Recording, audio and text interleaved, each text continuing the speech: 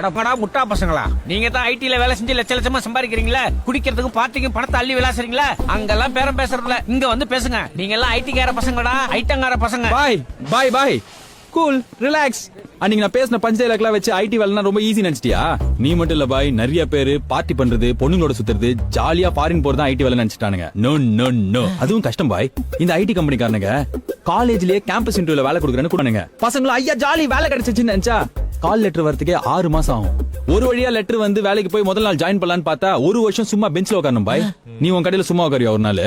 முடியாதுல்ல. இது எல்லாத்தையும் தாண்டி ஜாலியா ஃபாரின் போயிடலான்னு பார்த்தா ஃபாரின்லாம் அப்படி முடியாது. 4 வருஷம் 5 வருஷம் ஆபீஸ்ல team leader, project manager, HR எல்லாருக்கும் முறவாசல் பண்ணோம். அவனுக்கு குத்துன்னு குத்துவானுங்க.